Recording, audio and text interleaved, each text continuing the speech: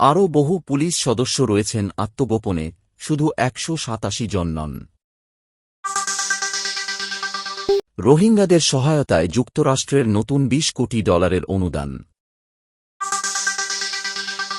মেয়াদপূর্তির দিনেই সঞ্চয়পত্রের আসল ও মুনাফার অর্থ পাওয়া যাবে।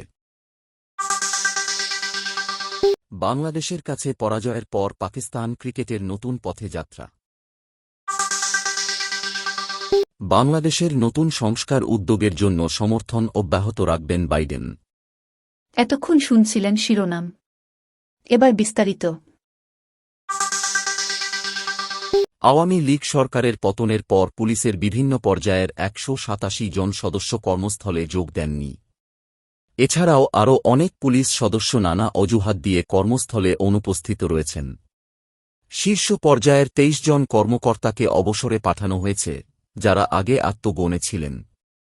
পুলিশ সদর দপ্তর এ নিয়ে সুনির্দিষ্ট কোনো মন্তব্য দেয়নি।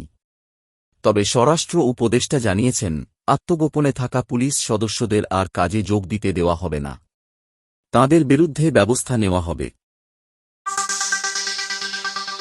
যুক্তরাষ্ট্র রোহিঙ্গা ও বাংলাদেশে তাদের আশ্রয়দানকারী স্থানীয় জনগোষ্ঠীর জন্য নতুন করে প্রায় $20 কোটি সহায়তার ঘোষণা দিয়েছে। এর মধ্যে USAID $12.9 কোটি এবং মার্কিন পররাষ্ট্র দপ্তর $7 কোটি দেবে। ২০১৭ সাল থেকে যুক্তরাষ্ট্র এই অঞ্চলে রোহিঙ্গাদের সহায়তায় মোট $250 কোটি বেশি সহায়তা প্রদান করেছে, যার মধ্যে $210 কোটি বাংলাদেশে দেওয়া হয়েছে। নতুন এই সহায়তা রোহিঙ্গাদের খাদ্য নিরাপত্তা, সুরক্ষা ও দুর্যোগের প্রস্তুতিতে সহায়তা করবে। সঞ্চয়পত্রের মেয়াদ পূর্তির দিনেই আসলসহ মুনাফার টাকা পাওয়া যাবে বলে নতুন নির্দেশনা দিয়েছে বাংলাদেশ ব্যাংক। এর ফলে গ্রাহকেরা আর বিলম্ব ও ভোগান্তির শিকার হবেন না। জাতীয় সঞ্চয় স্কিম অনলাইন ম্যানেজমেন্ট সিস্টেমের মাধ্যমে ইফটি পদ্ধতিতে সঞ্চয়পত্রের টাকা সরাসরি গ্রাহকের হিসাবে জমা করা হবে। পাকিস্তান ক্রিকেট বাংলাদেশ থেকে ধবলধোলাই হওয়ার পর দলে পরিবর্তন আনেনি। দলের অধিনায়ক হিসেবে রয়েছেন শান মাসুদ, যিনি আগে থেকেই সমালোচনার মুখে। নতুন সদস্য হিসেবে দলে যুক্ত হয়েছেন স্পিনার নোমান আলী ও পেসার আমের জামাল, আর বাদ পড়েছেন মোহাম্মদ আলী ও কামরান গুলাম। পাকিস্তান ঘরের মাঠে টানা 10টি টেস্টে জয়হীন এবং এর আগের সিরিজেও ইংল্যান্ডের কাছে হারতে হয়েছিল। শান মাসুদের নেতৃত্বেও টেস্টে তাঁর গড় 30 এর নিচে, যা নিয়ে বিতর্ক চলছে। আগামী 7 অক্টোবর ইংল্যান্ডের বিপক্ষে প্রথম টেস্ট শুরু হবে।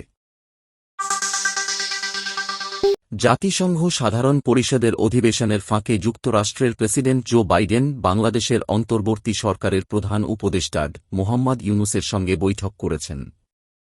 হোয়াইট হাউসের বিবৃতিতে বলা হয়েছে, বাইডেন বাংলাদেশের নতুন সংস্কার কর্মসূচি বাস্তবায়নে মার্কিন সমর্থন অব্যাহত রাখার কথা বলেছেন। নিউ ইয়র্কে অনুষ্ঠিত এই বৈঠকে দুই নেতা যুক্তরাষ্ট্র ও বাংলাদেশের মধ্যকার ঘনিষ্ঠ সম্পর্ক এবং গণতান্ত্রিক মূল্যবোধের ওপর গুরুত্বারোপ করেছেন।